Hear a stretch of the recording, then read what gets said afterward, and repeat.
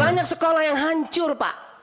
Saya mohon perhatian Menteri untuk sekolah-sekolah yang tidak layak masuk untuk manusia masuk, lebih layak binatang yang masuk. Tapi ternyata anak manusia yang ada di dalamnya dan guru-guru yang sangat menyedihkan, mereka ada di tengah-tengah itu. Saya sangat menyedihkan, Pak Menteri. Pimpinan dan Bapak Menteri beserta jajaran yang saya hormati, ada beberapa yang akan saya angkat, Pak, 4. Yang pertama adalah mengenai program Indonesia Pintar. Kemarin hasil di lapangan selama reses, banyak teriakan orang tua siswa yang mengatakan bahwa mereka sangat kecewa karena anak-anak mereka yang di kelas akhir yang sudah mengusulkan dan sudah diusulkan oleh kami sebagai anggota DPR RI ternyata dibatalkan atau dananya diblokir oleh bank baik BRI maupun BNI. Kami tidak mengerti kenapa ini bisa terjadi. Kan mereka membutuhkan, makanya mereka mendaftar. Dan karena kami tahu mereka membutuhkan, kami mengusulkan. Terus kenapa ketika pencairan kok diblokir dengan alasan berbagai macam? Apakah kelas akhir mereka tidak berhak mendapat dana bantuan pemerintah seperti ini? Justru di kelas akhir itu mereka membutuhkan dana untuk pindah ke satuan pendidikan yang lainnya. Jadi saya minta Pak Menteri, tolong yang katanya diblokir saat ini, saya minta dibuka dan dicairkan seluruh Indonesia. Betul. Untuk semua kelas akhir. Jangan meresahkan masalah ini di tengah rakyat. Jangan benturkan kami dengan rakyat. Karena kami diberi kesempatan untuk mengusulkan mereka yang betul-betul membutuhkan. Tapi kenapa hanya gara-gara kelas akhir mereka dibatalkan seenaknya saja? Mereka ditolak oleh pihak bank dan pihak bank mengatakan sudah diblokir oleh pusat. Nah, ini menjadi persoalan itu, Pak Menteri. Yang kedua, saya juga mengusulkan, Pak Menteri, banyak sekali sekolah-sekolah di Nusa Tenggara Timur itu yang layaknya kandang binatang. Wow. Menyakitkan dan menyedihkan. Makanya saya bingung nih. Sarana prasarana ada dana dak fisik. Saya minta Bu Sekjen, dana-dana dak fisik untuk sarana prasarana yang diberikan ke provinsi 3T khususnya Nusa Tenggara Timur, tolong dibuka, diberikan kepada saya. Saya pengen tahu. Itu kok banyak sekolah yang layaknya lebih kandang binatang daripada manusia, tapi isinya manusia. Menyakitkan. Apakah mereka bukan anak Indonesia? Apakah mereka layak tinggal di kelas yang layaknya binatang yang tinggal? Sebentar lagi sudah mau musim hujan. Kemarin kami baru kenal lagi dengan gempa. Banyak sekolah yang hancur, Pak. Saya mohon perhatian Menteri untuk sekolah-sekolah yang tidak layak masuk untuk manusia masuk, lebih layak binatang yang masuk. Tapi ternyata anak manusia yang ada di dalamnya dan guru-guru yang sangat menyedihkan, mereka ada di tengah-tengah itu. Saya sangat menyedihkan, Pak Menteri. Yang berikut, saya juga memberitahukan kepada Bapak Menteri dan semua jajaran, kurikulum Merdeka sebetulnya baik. Tapi terus terang Pak Menteri, untuk daerah 3T silakan tanya. Bagi mereka yang sangat-sangat di pedalaman, mereka hanya tahu menonton tapi mereka tidak bisa merasakan. Karena apa? Masih sangat kurang sarana prasarananya. Tidak ada internet, tidak ada laptop. Mereka tidak mengerti apa itu Merdeka Belajar. Apalagi katanya kami hanya dengar aja, baru tahap pertama, sekarang sudah tahap ke-25. Kami tidak mengerti. Memang tidak semua. Saya tidak mengatakan bahwa mereka belajar itu tidak baik. Mereka belajar baik. Tetapi jujur harus dikatakan bahwa belum bisa diratakan bahwa semuanya sukses dari Maroke sampai mana itu. Tidak bisa dikatakan seperti itu. Apalagi daerah 3T. Makanya saya sudah berapa kali saya katakan kepada Pak Menteri, bicara soal platform digital yang angkanya cukup besar, di mana rasa keadilan bagi daerah-daerah 3T yang tidak ada akses internetnya. Di mana keadilan? Mereka juga butuh pintar. Mereka juga pengen berkembang, Pak. Tapi bagaimana pemerintah hadir, negara hadir? Bagaimana apalagi kan sebentar lagi berganti pimpinan. Kita berdoa Pak Menteri lanjut. Kalau Pak Menteri tidak lanjut, bagaimana? Apakah ini akan dilanjutkan atau tidak? Nah, sekarang Pak Menteri masih ada saja mereka tidak merasakan itu. Ini saya katakan ya. Kemudian untuk GTK, Prof Nunu akhir-akhir ini agak susah dihubungi. Tapi saya ingin katakan Prof Nunu, ini ada teriakan-teriakan guru. Satu, ada P3K yang sudah lolos tapi gajinya belum dibayar. Ada yang sudah, ada yang belum, tidak merata. Yang kedua, PPG menyulitkan daerah karena PPG itu memakan waktu 6 bulan. Sekolah kosong, guru kurang, anak-anak terlantar.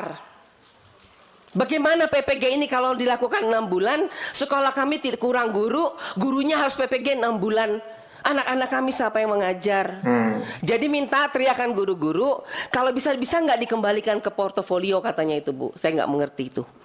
Ya, kemudian guru-guru swasta juga berteriak kepada kami, Pak Menteri, apakah hanya sekolah negeri saja yang bisa masuk P3K?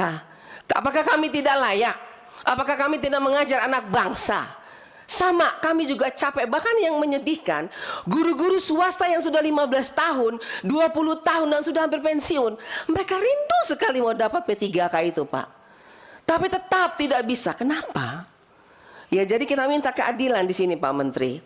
Dan guru-guru swasta juga mengatakan bahwa beri kesempatanlah kepada mereka karena mereka juga mengabdi kepada bangsa dan negara ini. Kami juga minta bahwa dana-dana sertifikasi guru, Pak Menteri, suka terlambat. Kalau memang itu keterlambatan adanya di pemerintah daerah, tolong ditegur itu pemerintah daerah supaya dana sertifikasi itu jangan dihambat. Kalau memang waktunya 3 bulan, cairkan 3 bulan. Ini sudah 3 bulan, 6 bulan, 9 bulan baru dibayar sekaligus. Mereka sudah terlanjut ngutang. Jadi mereka tidak merasakan yang namanya damai sejahtera itu. Bahagia itu terima sertifikasi karena apa? Habis. Jadi usul mereka, Pak Menteri, bisa nggak dana sertifikasi itu dimasukkan sekaligus digabung dengan gaji? Bisa nggak kira-kira Pak Menteri? Itu permintaan dari guru-guru daerah terpencil. Dan satu lagi, ada guru-guru juga yang berteriak bahwa ada guru-guru yang lolos sertifikasi tapi tidak lolos P3. Tapi ada guru-guru yang tidak lolos sertifikasi, lolos P3. Apakah ini adil, kata mereka? Apalagi yang lolos itu katanya yang baru. Kami ini yang sudah lama, sudah tua, sudah berpengalaman, sudah banyak mengabdi, kok tidak pernah ya lolos. Ketika diumumkan, nanti judulnya TP, tanpa penempatan. Ini kenapa bisa seperti ini, Bapak Ibu? Dan catatan juga, guru-guru matematika dan bahasa Inggris di daerah terpencil berteriak karena mereka tidak pernah ada formasi. Padahal katanya kalau lihat dari ijazah linear dengan SD katanya. Tapi kenapa matematika dan bahasa Inggris kok tidak ada formasinya untuk sekolah negeri loh Pak di daerah 3T.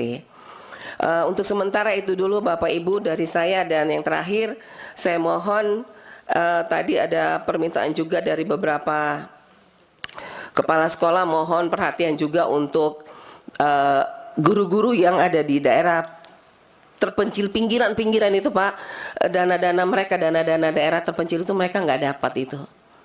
Itu aja Pak Pimpinan, terima kasih Pak Menteri. Indonesia dengan sistem pendidikan yang membingungkan. Oke, kita akan baca berita ini. Indonesia dengan sistem pendidikan yang membingungkan, sebenarnya siapa yang dirugikan? Apakah para siswa yang selalu dijadikan kelinci percobaan untuk kurikulum baru, atau Indonesia yang secara tidak langsung telah kehilangan penerus bangsa berkualitas karena siswa dibuat kebingungan dengan perubahan kurikulum yang terus terjadi? Oke, sekedar informasi teman-teman, bahwa memang setiap kali ada perubahan dari Menteri Pendidikan ya di setiap pemerintahan yang baru, itu selalu ada perubahan juga di kurikulumnya, dan itu membingungkan sekali ya. Itu membuat masyarakat masyarakat kita begitu-begitu saja pendidikannya ya. Nah, yang dirugikan adalah kita sendiri tentu, masyarakat Indonesia ya. Oke, teman-teman, dilihat dari pergantian kurikulum yang masih terus terjadi, dapat dikatakan bahwa sistem pendidikan di Indonesia untuk saat ini masih kurang efektif. Mengapa demikian? Kurang efektif di sini didasarkan pada sistem pendidikan di Indonesia tentunya ya. Oke. Jadi masih memaksakan para siswa untuk bisa menguasai seluruh mata pelajaran yang ada tanpa memikirkan bahwa setiap siswa memiliki kelebihan dan kekurangan masing-masing. Sebenarnya apa tujuan dari pendidikan? Bukankah pendidikan bertujuan untuk membantu siswa mengembangkan dan meningkatkan minat bakat yang dimiliki sehingga dapat berguna untuk dirinya sendiri, masyarakat dan negara. Bukan malah terfokus memaksa ya pelajar untuk mempelajari dan menguasai semua bidang yang ada. Nah, sebagai contoh, seorang guru yang tugas utamanya adalah mengajar saja hanya mengampu mata pelajaran masing-masing. Namun siswa dituntut untuk bisa mendapatkan nilai sempurna di setiap mata pelajaran. Lalu di mana letak keadilannya? Nah, pendidikan yang sebaiknya diterapkan adalah pendidikan yang sejak dini sudah difokuskan untuk menggali potensi apa yang ada di dalam diri siswa. Misalnya pada jenjang SD, siswa masih diajarkan semua mata pelajaran untuk mengetahui minat dan bakatnya tentunya. Ya, kemudian jenjang SMP mulai dijuruskan sesuai minat bakat setiap siswa, sehingga nantinya sewaktu di SMA, siswa diberikan mata pelajaran yang langsung berhubungan dengan bidang yang diminati. Siswa diharapkan untuk terus mengetahui hal apa saja yang harus dilakukan untuk mengembangkan bakatnya, sehingga ilmu yang dipelajarinya akan berguna setelah lulus. Nah, siapa sangka Indonesia mengeluarkan kurikulum baru, yaitu kurikulum Merdeka Belajar, sebagai upaya pemerintah untuk mengatasi masalah pembelajaran saat pandemi COVID 2019 kemarin ya.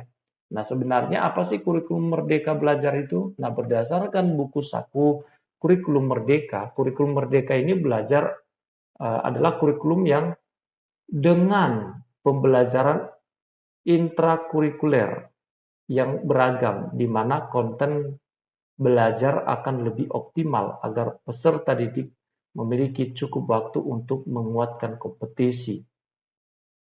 Oke. Nah, saat ini sudah banyak sekolah yang ikut uji coba melaksanakan kurikulum ini. Walau begitu, sekolah tetap diberikan kewenangan untuk memutuskan menggunakan kurikulum baru atau tetap menggunakan kurikulum yang lama.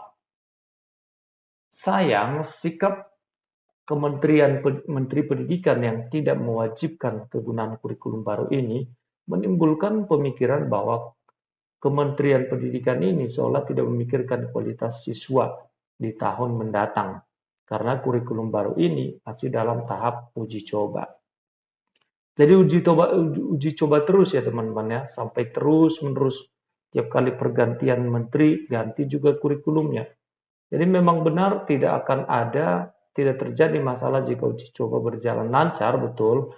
Namun jika mengalami kegagalan, bukankah akan berimbas pada menurunnya kualitas para siswa yang telah dijadikan bahan uji coba untuk kurikulum itu?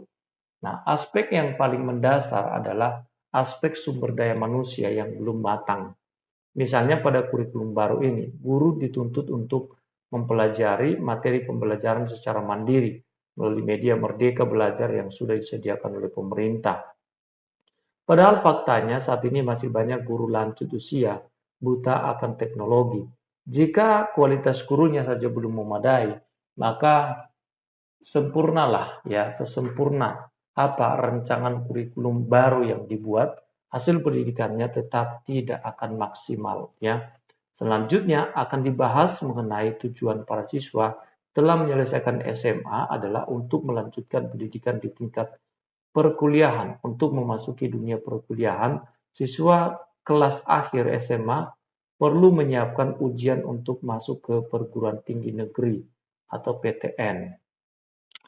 Oke, teman-teman tulis komentarnya di kolom komentar yang tersedia di bawah ini.